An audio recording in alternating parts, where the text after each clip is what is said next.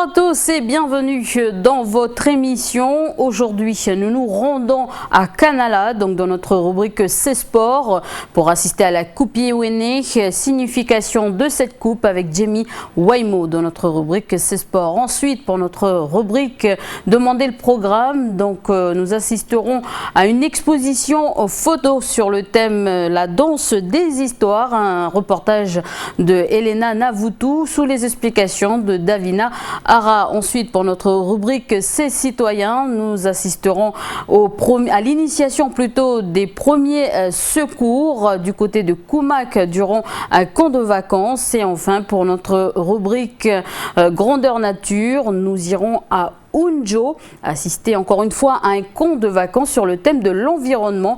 Mais avant de regarder, de voir développer tous ces sujets, je vous propose donc de retrouver notre invité du jour.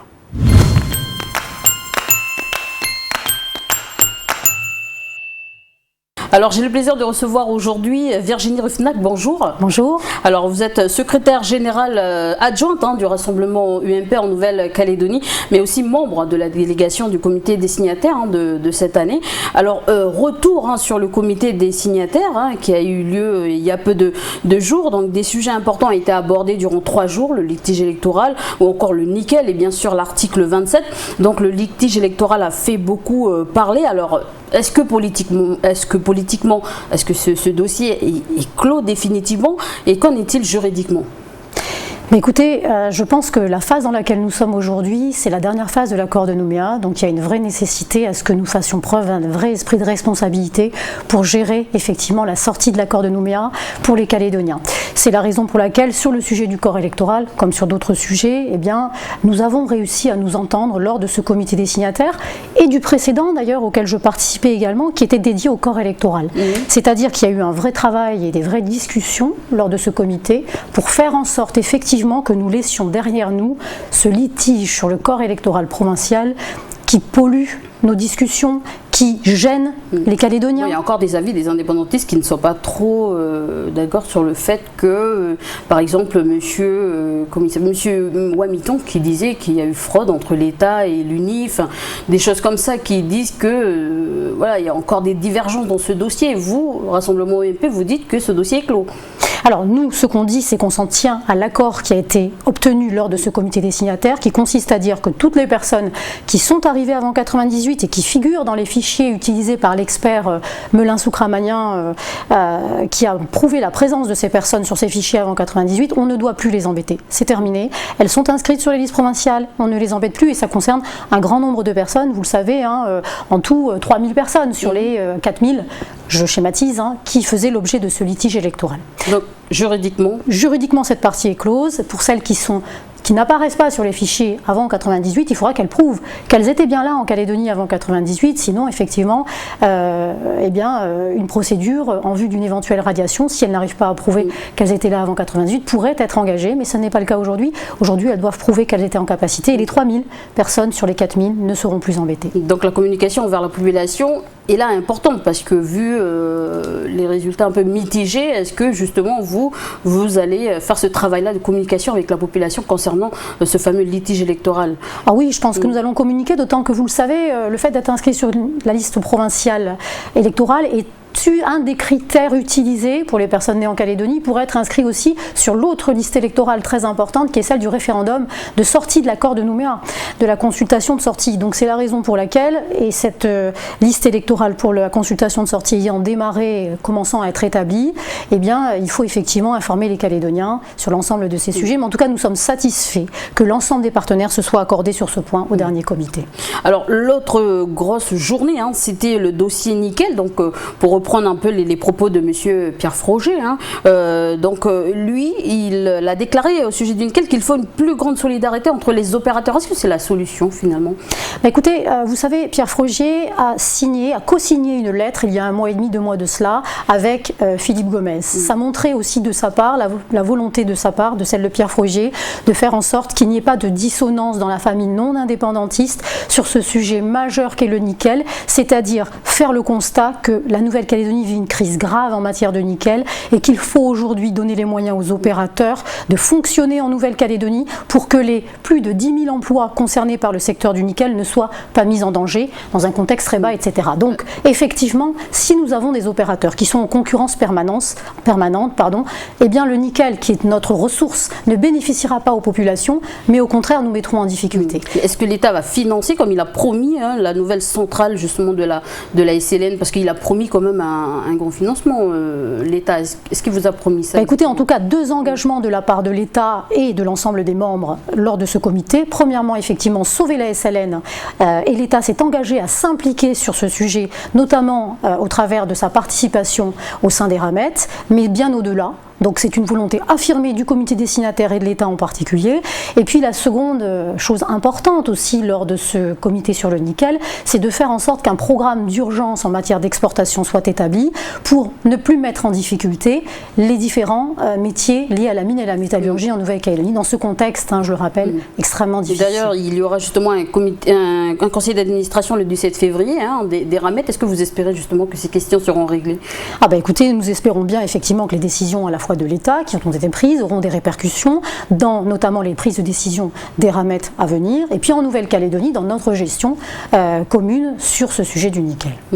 Alors un autre sujet, à la sortie de l'accord de Nouméa, on a parlé, vous avez parlé justement d'un possible 3e accord. Est-ce qu'il est toujours d'actualité? Qu'en est-il du comité des signataires? Est-ce que vous en avez discuté avec les indépendantistes et avec l'État? Écoutez, une grande partie de ce comité est effectivement dédiée à l'avenir institutionnel.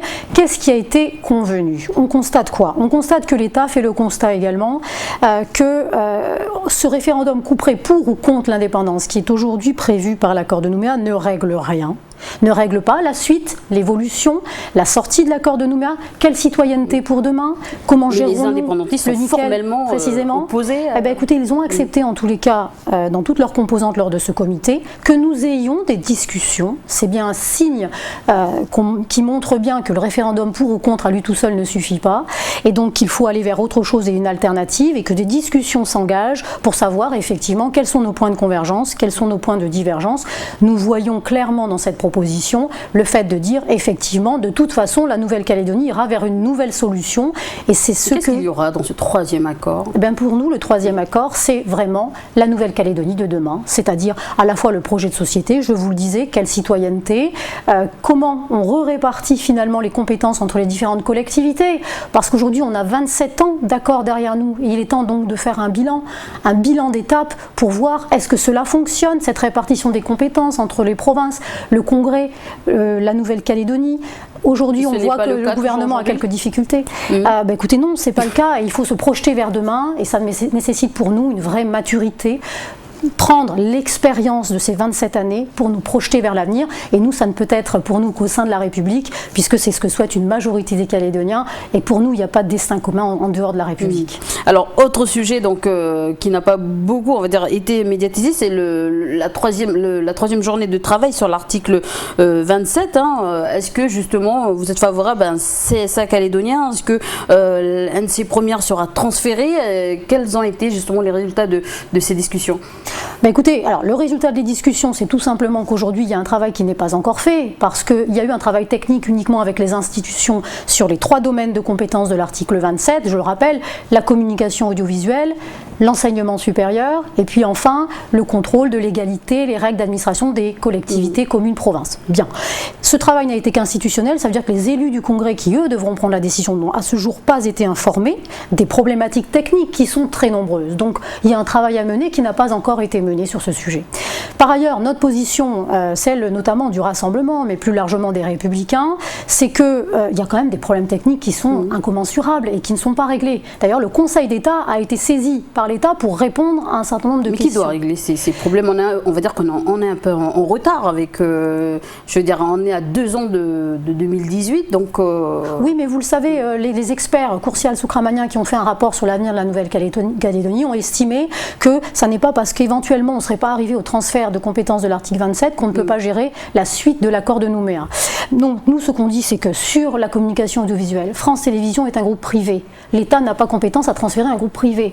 Quid de cette question? Sur l'enseignement supérieur et donc l'université. Est-ce que vous êtes d'accord sur ce sujet? Bien, ce qui apparaît aujourd'hui, c'est que s'il y avait transfert de l'université, il ne pourrait avoir transfert que de la partie enseignement supérieur. Alors, vous savez, l'université, c'est l'enseignement supérieur et la recherche. La recherche n'est pas transférable, c'est ce qui est prévu par l'accord de Nouméa.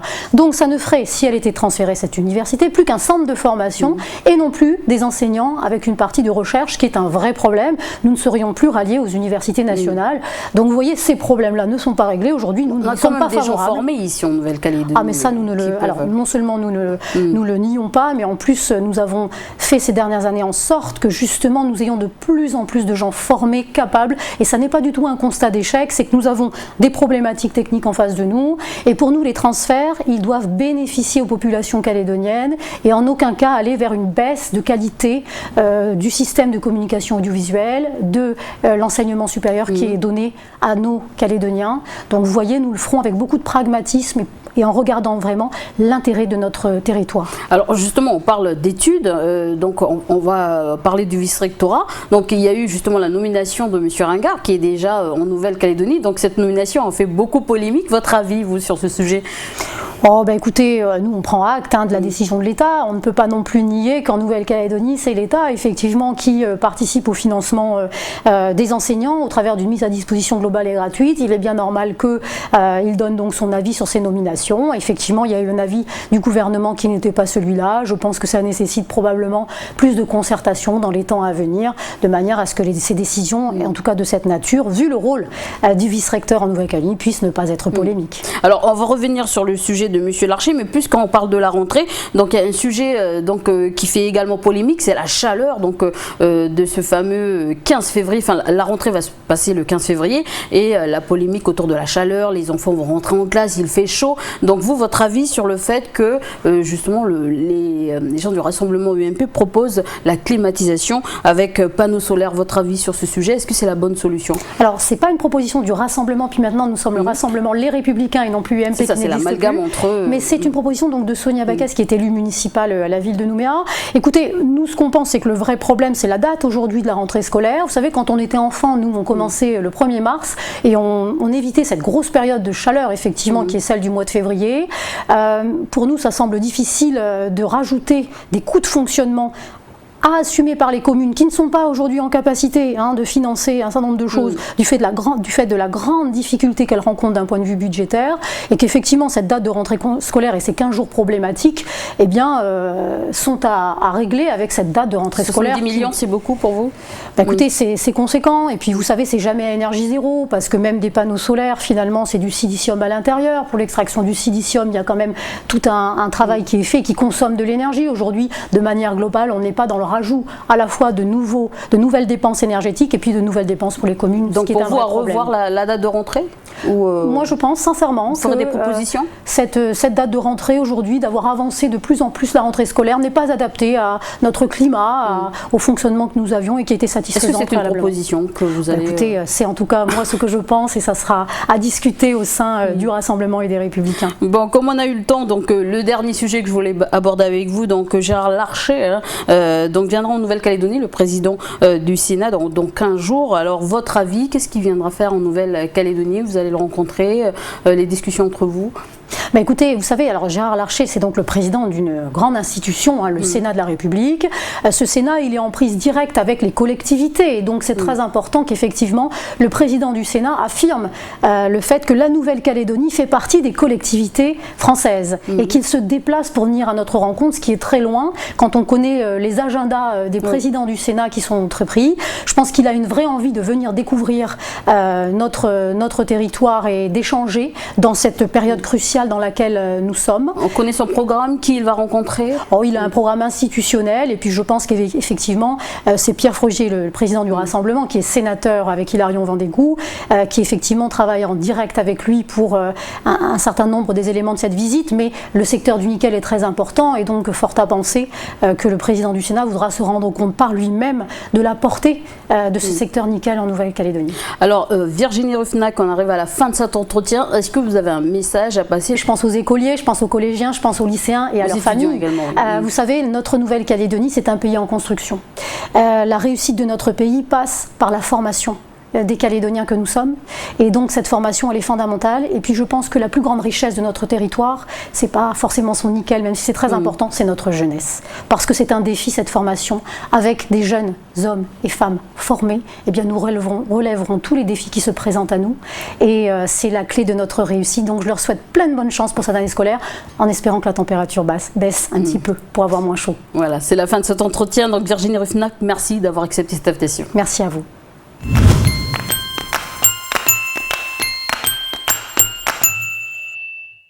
Bonjour Jamie, direction les îles Oyeté pour revenir justement sur la 24e édition de la Coupe Yewini. C'est ça, bonjour Elise et bonjour à tous. Une compétition qui se décentralise, qui prend de l'ampleur et qui chaque année arrive à proposer une nouvelle formule. La Coupe Yewini à l'origine créée pour rassembler les jeunes loyalciens autour du sport. Maré, Nengone, Lifou, Djehou, Ouvert, Iaï, ils se retrouvent dans l'une des 3 îles choisies donc par la province des îles à l'occasion des phases finales volleyball, football, cricket et handball. Comprenez bien qu'avant d'arriver pour justement ces phases finales, il y a les phases qualificatives qui sont justement disputées sur ces 3 îles respectives. Donc voilà, football, handball, cricket, handball, ce sont les premières disciplines qui ont justement bâti la réputation, je vais y arriver, d'une coupe qui se déroule uniquement durant la période des vacances scolaires sur les îles Oyeté. Encore une fois, Elise. Et c'est devenu une grande compétition cette coupe. En effet, très disputée et très suivie par le public des îles. Cette coupe, c'est véritablement l'occasion de pouvoir défendre les couleurs de sa tribu, de son district et ensuite de son île, donc durant les phases finales où les tribus deviennent une délégation représentative de son île natale, et ça donne parfois à de beaux duels entre Iaï et Djehou, notamment pour le football, ou Nengone et puis Iaï justement au volleyball. Donc vraiment, pour un jeune des îles, remporter la Coupe Yewini, c'est comme si tu gagnais la Coupe Calédonie en football ici. Et la Coupe Yewini, ce n'est pas que des résultats sportifs. C'est aussi justement, Elise, des retombées économiques conséquentes, notamment pour l'île qui reçoit et qui accueille les phases finales. Donc durant cette période, la population augmente considérablement, avec des délégations de plus de 100 athlètes. Donc faites le compte pour 3 îles, donc il ne faut pas que jouer, mais qui consomment également. Donc forcément, la Coupe Yewini, c'est un produit dopant pour l'économie des îles Oyeté.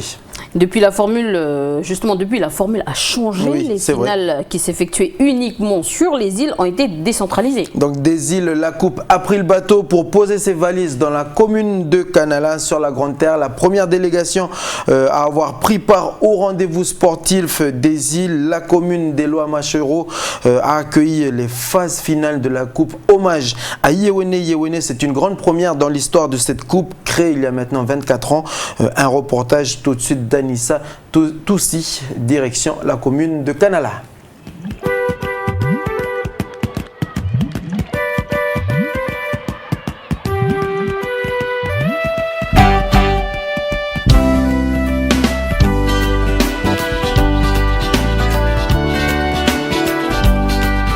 La Coupe Yewini, c'est un événement qui a à l'heure actuelle 25 ans, qui a été mis en place à l'initiative d'une volonté politique forte après les événements par les élus de la province des îles pour remettre de la cohésion sociale entre la jeunesse des 4 îles et pour essayer de, par le biais du sport, de remettre aussi en avant les valeurs de respect, d'humilité, de partage et puis voilà, de pouvoir vivre ensemble. Même si on est éloigné, mais par le sport, on essaie de vivre un moment ensemble dans le respect. La Coupe Yewini s'organise en 2 temps. Il y a un premier temps qui concerne les phases qualificatives. Donc ça se déroule durant les 2 premières semaines de janvier sur chaque île. Et le second temps, c'est la dernière semaine de janvier, la 4e semaine, où là, c'est les finales avec les meilleures équipes de chaque île et aussi avec les équipes de la province Nord, nos invités de Wallis et Futuna. Et puis là, on n'a pas pu le faire cette année, mais normalement, nos confrères de la Mélanésie. Pour les phases finales organisées sur Canala, là, nous avons le football à 7, féminin et masculin, le futsal, féminin et masculin, et la pétanque sur 3 catégories, donc triplette, doublette et tête-à-tête.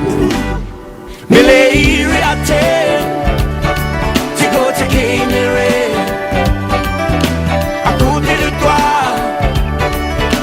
à côté de moi.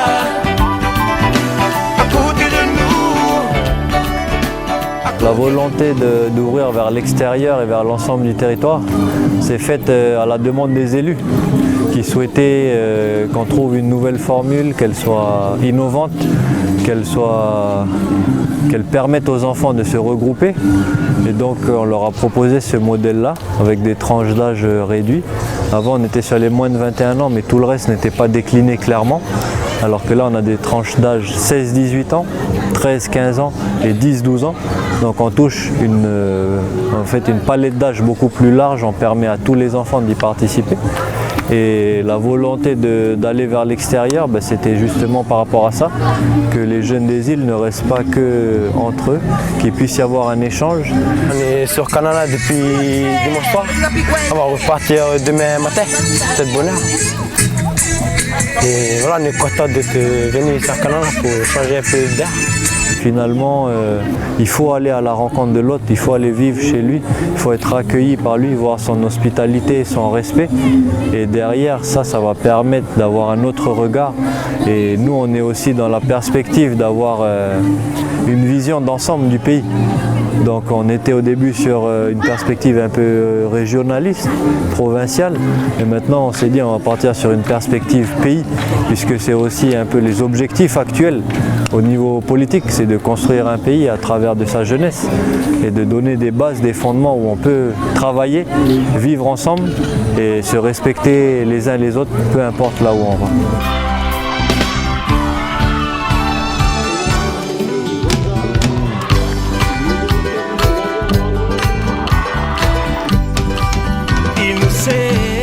On doit faire la 5e année que la commune de Canala participe à la Coupe Yéwéné. Donc les années précédentes, nous sommes allés à l'IFU pour participer à la Coupe, assister aux cérémonies d'ouverture, à la finale et tout ça. Et puis cette année, on a décidé avec les comités organisateurs de faire une partie de la Coupe Yéwéné ici à Canala. Canala parce que ça a été la première délégation de la Grande Terre à participer à la Coupe Yéwéné. En 2012, c'est Canala qui a ouvert, on va dire, le chemin, qui a ouvert la porte. Et après, c'est seulement en 2013 qu'une délégation de 70-80 jeunes de la province Nord est venue. Et donc, depuis 2012, Canala a toujours participé, a toujours montré sa volonté, son engouement, a mis des moyens humains et financiers pour être toujours présent. Et du coup, ça paraissait logique, après concertation de l'ensemble des élus de l'association, d'aller vers Canala, puisque c'était Canala qui avait ouvert la porte pour les gens du Nord venir aux îles, et que maintenant ce soit nous qui descendions à Canala pour amener les jeunes des îles en province Nord. On s'est inscrit dans ce que voulait développer la Coupe Yéwéné, autrement dit le slogan, qui consiste à dire loyauté, partage, respect. Ce sont des valeurs que nous avons voulu ici à Canala faire appréhender par la jeunesse de notre commune, partager déjà avec les coutumiers ici, parce que c'est souvent des mots qu'eux utilisent. Et c'est vrai que ces mots-là, on les utilise dans des contextes particuliers, de coutumes et tout ça, mais c'est aussi dans les espaces de rencontres, notamment sportifs, qu'on voudrait valoriser, échanger et puis surtout développer ces choses-là.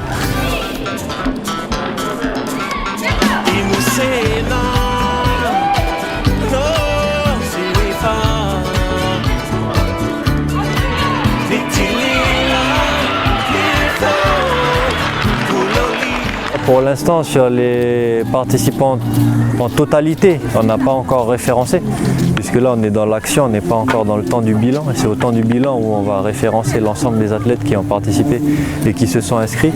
Par contre, pour les finales, on est toujours à un effectif constant. On est entre 600 et 700 personnes, athlètes et staff technique confondus, et à peu près à 300 enfants par site. Ça a été bénéfique certainement parce qu'on prend conscience quand on organise des choses comme ça, que des manifestations de cette ampleur-là, qu'on n'est pas seul, qu'il faut faire les choses en considérant l'autre et en considérant, la notion de solidarité et de partage qu'on doit avoir. La commune de Canala n'aurait pas pu organiser seule la chose. Il a fallu la participation des autorités coutumières, la participation des familles et la participation des tribus qui ont accueilli. C'est la première fois que je viens ici à Canala. Les gens de Canala, ils ont été gentils avec nous. Puis c'était net. La première place, l'équipe de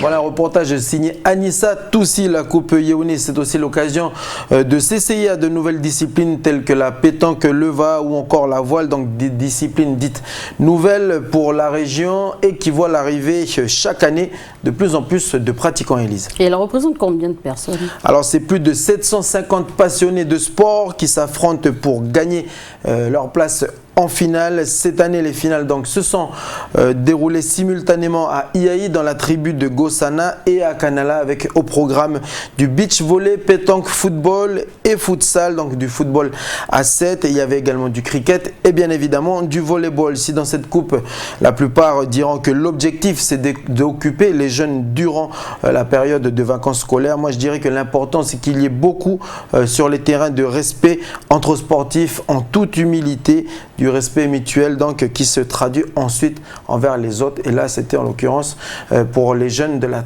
commune de Kanala, Élise. Merci Jamie. Merci Élise et merci à tous de m'avoir suivi.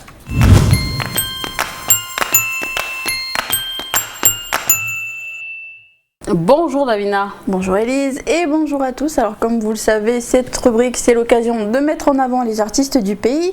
Aujourd'hui je te propose de découvrir 3 photographes amateurs donc, que sont Sandrine Davin-Blanc, Aurélien Manza et Alexandre Choms et qui sont à l'origine d'une très belle exposition qui s'intitule La danse des histoires. Donc c'est une exposition qui résume un peu le partage d'une passion commune qui est la photo et qu'ils ont aussi une passion commune pour la danse, bien évidemment, vous l'aurez compris. Alors combien de photos compte cette exposition? Alors un peu plus d'une trentaine de photos sont mises en avant dans cette exposition. Tu verras des danseurs d'un peu partout de Nouméa qui partagent leur passion pour différents types de danse toute l'année et dans des styles bien différents comme je te le disais, qui appartiennent très souvent d'ailleurs au monde associatif.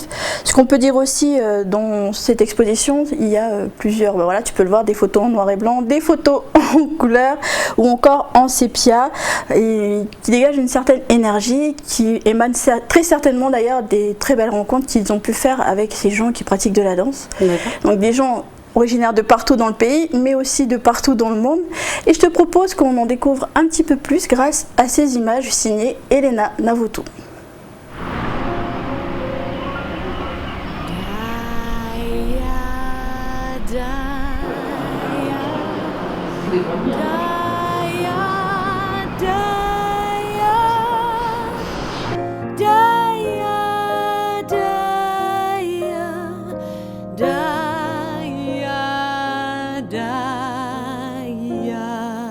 On a choisi de travailler tous les trois déjà parce qu'à la base, Aurélien et moi, on est un couple dans la vie. Donc on fait de la danse tous les deux et on fait de la photo tous les deux. C'est 2 passions qui nous rapprochent. Et Alex, parce que c'est un très bon ami, que c'est un très bon photographe et qu'on avait envie de travailler avec lui.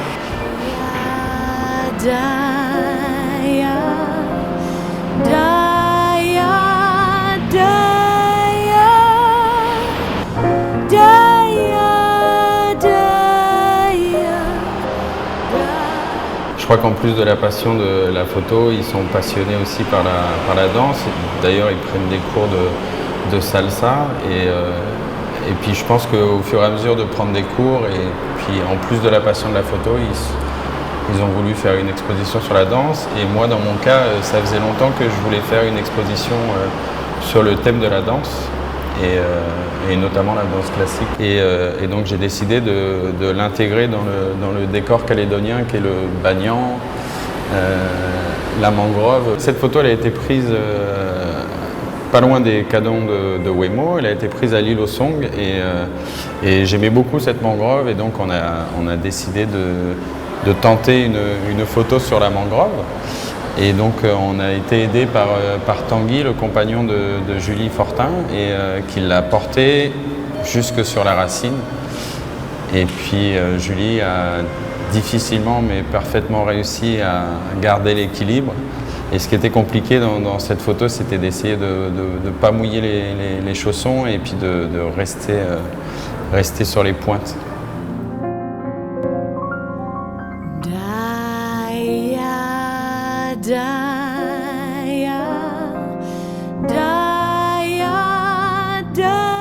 travers l'exposition, on a voulu montrer qu'en Calédonie, à travers la danse, puisqu'on pratique la danse, on rencontre plein de gens, des gens avec des cultures différentes et il n'y a pas de barrière. Donc on avait vraiment envie de montrer que les gens se mélangent à travers la danse. Donc c'est pour ça qu'on a choisi aussi des types de danse complètement différentes et on a souhaité travailler avec des gens un peu différents. Donc voilà. Après, je n'ai pas forcément un angle particulier. C'est vrai qu'avec Aurélien, on a beaucoup travaillé tous les deux. On a choisi les lieux ensemble, on a choisi les danseurs ensemble. Donc on a fait pas mal de choses ensemble.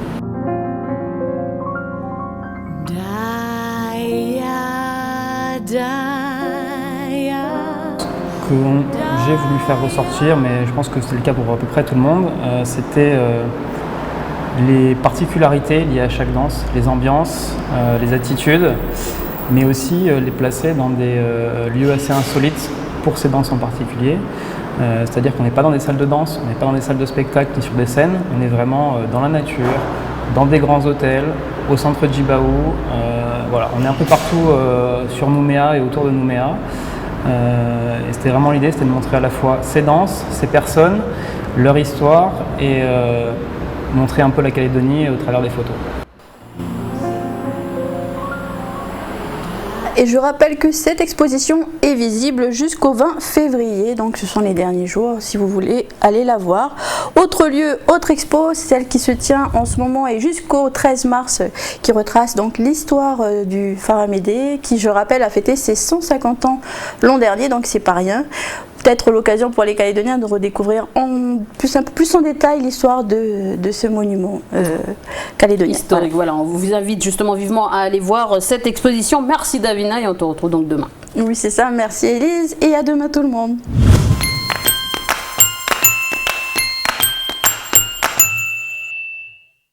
Aujourd'hui, notre rubrique Ces citoyens s'intéresse donc à l'initiation aux gestes de premier secours. Donc un reportage réalisé dans un centre de loisirs de Koumak et vous verrez Jonathan Escande, directeur du centre, montrer aux enfants l'attitude à avoir face à une situation où une personne est victime d'un accident ou d'un malaise. Donc les premiers gestes sont primordiaux. Ces premiers gestes permettent de minimiser les conséquences et maintenir la personne en vie. Donc je vous propose de regarder ce reportage. Il est signé Audrey Saringat.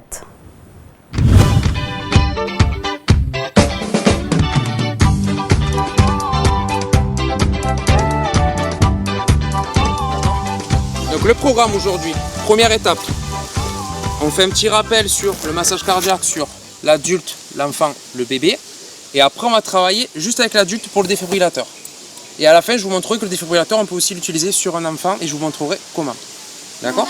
Le thème du projet, et je fais ma semaine citoyenne, culturelle et sportive à la tribu de Pagou. Dans la thématique du projet, on a de la citoyenneté. Pour moi, le secourisme, justement, fait partie des actions du citoyen de tous les jours.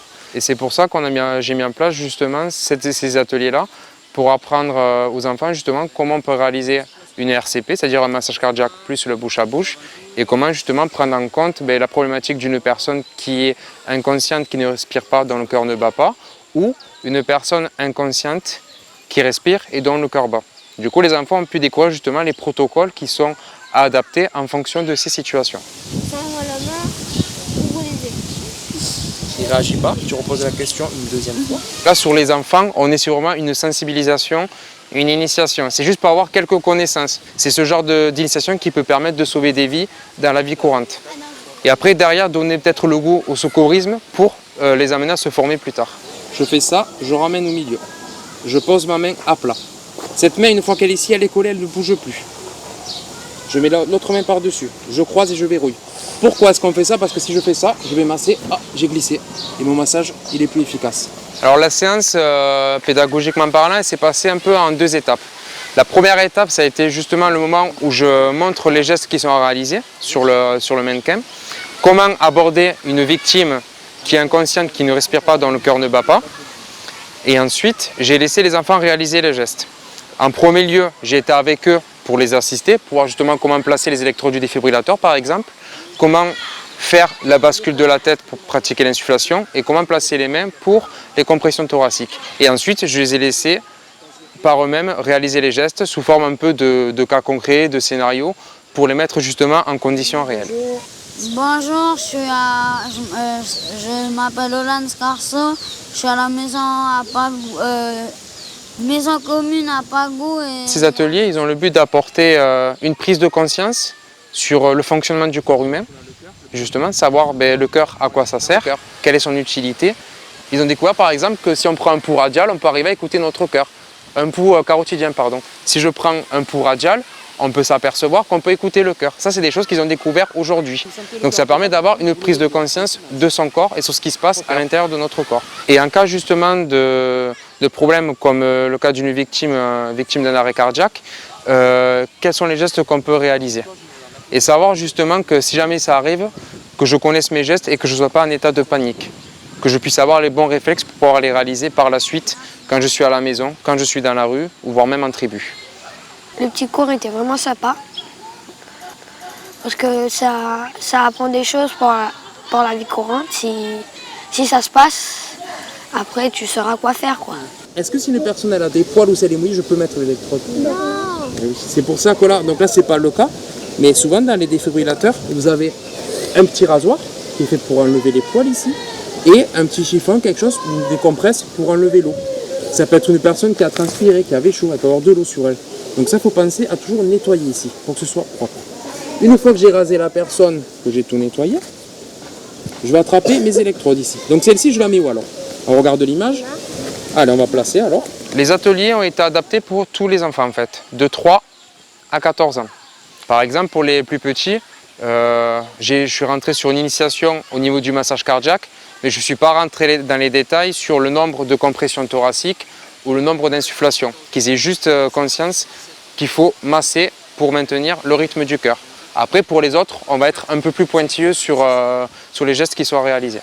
Si je compare sur les deux tranches que j'ai pu avoir, au niveau des plus grands, on peut discerner qu'il y a un petit manque de concentration. On sent qu'ils sont un peu plus dans l'amusement et moins sur la prise de conscience par rapport à ça. Le message est quand même passé, puisque lorsque je leur pose la question à la fin, lorsque je fais mon retour, je constate quand même que les informations ont bien été saisies. Là où j'ai pris vraiment du plaisir à travailler, ça a été avec la tranche d'âge juste avant, les 7-9 ans, parce que là, ils étaient vraiment à fond dedans. On voyait qu'ils étaient très appliqués dans les protocoles, ils étaient beaucoup dans l'analyse, et c'était vraiment un groupe qui était intéressant pour travailler sur ça. 14, 15, 16. Arrêtez la RCP. Je dois arrêter, donc là on écoute. Analyse du rythme cardiaque en cours. Restez à l'écart du patient.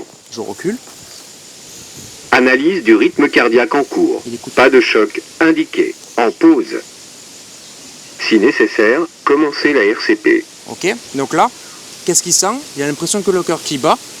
Il n'y a pas besoin d'envoyer un choc, d'envoyer une décharge électrique. Donc du coup, il dit continue la RCP si nécessaire. Qu'est-ce que je fais? J'ai terminé mes 5 séries. Je vérifie. Monsieur, si vous m'entendez, serrez-moi la main, ouvrez les yeux. Il ne répond pas. Je vérifie la respiration. Ce que j'ai apprécié, c'est les réactions face au défibrillateur. Parce que justement, tout le monde a... La première chose, c'est on voit ce qui se passe à la télé, où il y a les gros trucs, justement, comme ils m'ont dit, pour qu'on utilise la télé. Je leur dis oui, c'est la même chose, sauf que là, c'est de façon miniature. Ok, installez-vous à l'ombre. Alors, il y a une toute petite erreur ici. Est-ce que quelqu'un peut me la dire? C'était quoi la toute petite erreur de la miss? Il a fallu que je tousse. Pourquoi? Est-ce que tu le sais? Oui. Pourquoi? J'ai oublié de faire le bouche à bouche. Voilà. Pensez 30 plus 2. Alors, c'est pas un diplôme officiel, puisque bon, je ne suis pas apte à délivrer un diplôme officiel de secourisme. Il faut savoir qu'aujourd'hui, c'était une initiation, une sensibilisation. Pour avoir le diplôme du PSE1, c'est 2 jours de formation. Là, il faut se renseigner auprès des organismes de sécurité civile qui sont aptes à délivrer ce genre de diplôme. Donc là, c'est plus une attestation en fait, de secouriste en herbe que je fais à l'ordinateur qui est délivré par le centre, juste pour que les enfants repartent avec un petit quelque chose pour dire « j'ai eu mon initiation au geste de premier secours ». Voilà. Il faut savoir qu'après, les enfants ont reçu cette formation, cette initiation, mais derrière, pour devenir secouriste en PSE1, il faut suivre la formation avec les organismes qui sont habilités pour. On fait le check et je réponds à comme ça. Mets dessus.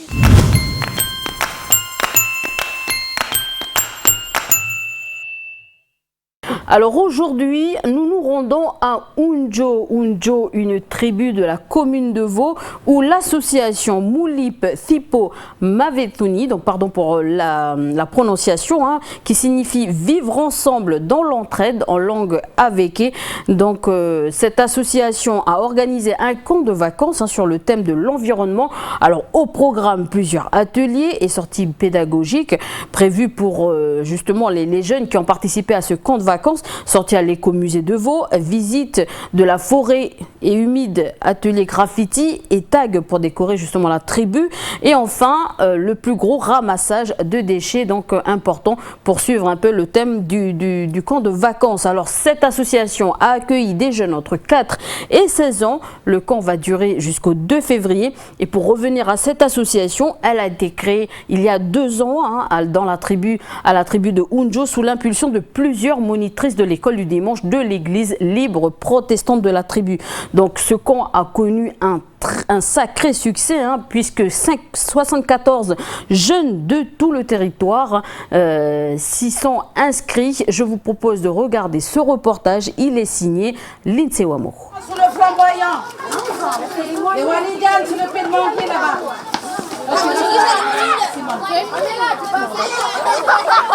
Au départ, on est arrivé, il y avait une vingtaine et au fur et à mesure, les enfants arrivent. La plupart, ce sont des enfants de la tribu même, qui vont même tirer leurs parents pour les inciter à venir s'inscrire. Donc tous les jours, on a toujours des inscriptions, hein. Ils viennent par vagues. Ici sur Vaud, c'est vraiment un besoin social, hein. Les parents travaillent, ils n'ont personne pour garder leurs enfants. Du coup, ça les arrange de mettre en sorte des vacances que de les laisser à la maison à s'ennuyer devant la télé et à s'abrutir des choses qui se passent sur l'ordi et tout ça. Donc là, ils viennent, c'est vraiment s'amuser ensemble tout en faisant le travail. Dans notre association, il encadre non seulement les enfants, mais les jeunes aussi. Et on fait de l'insertion. Donc on aide les jeunes à se former. L'année dernière, on avait formé les jeunes au BAFA. Et bien sûr, logiquement, nous devons les suivre jusqu'à qu'ils vont obtenir leur BAFA. On va planter les palétuviers là-bas. Alors aujourd'hui, le point fort, c'est reboisement dans les palétuviers. Donc c'est une association d'ici, Wanidjan, qui nous prend en charge. Donc il va faire des démonstrations, il va expliquer pourquoi les palétuviers c'est important. Et ensuite les enfants ils vont replanter. C'est bon. Aujourd'hui on va planter ça. Vous savez c'est quoi ça? Palétuvier. Mangrove. La réunion scientifique, le plan là. Vous connaissez? Non. Le palétuvier. C'est bien. La vicénia. La vicénia. Il sert de filtre. C'est un filtre naturel. Nous ici dans notre région VKP, avec tout ce qui se passe et tout, donc on est bien obligé de sensibiliser les enfants au niveau de l'environnement, du respect et tout. Donc nous, durant notre centre, on fait que de la sensibilisation et on fait du recyclage, voilà. Toujours des choses, des activités autour pour regrouper toujours les enfants. Chacun.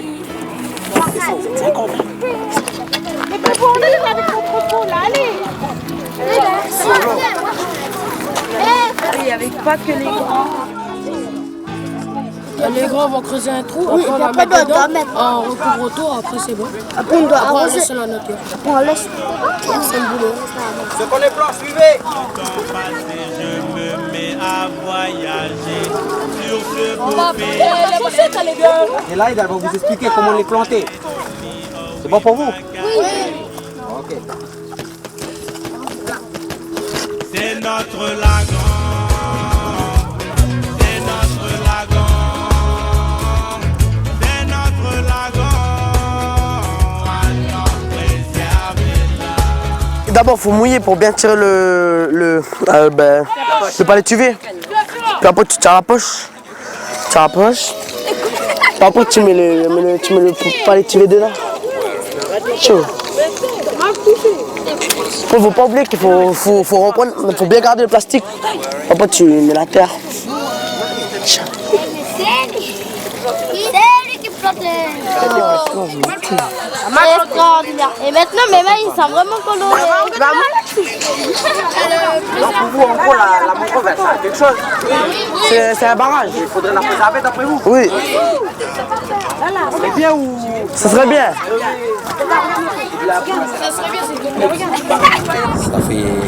Ça donne un peu mon cœur. On voit que tous les jeunes sont très intéressés. Dès qu'on leur pose une question, ils sont toujours qui vivent, ils savent quoi répondre. Ça veut dire qu'ils ont déjà été bien éduqués au niveau de ce genre de choses-là. Enfin, au niveau de la mangrove, tout ce qui est mangrove en général. C'est important parce que c'est pour comme la nature, c'est un peu. Elle est morte des fois. On replante les arbres pour que ça repousse bien.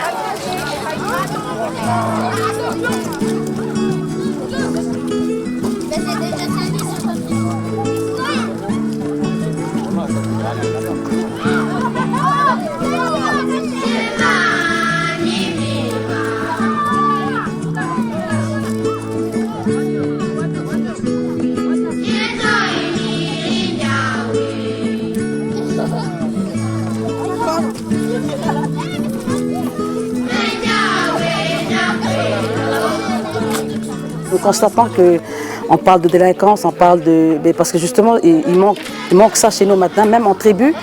Et ici, sur Vaud, c'est vraiment un besoin social.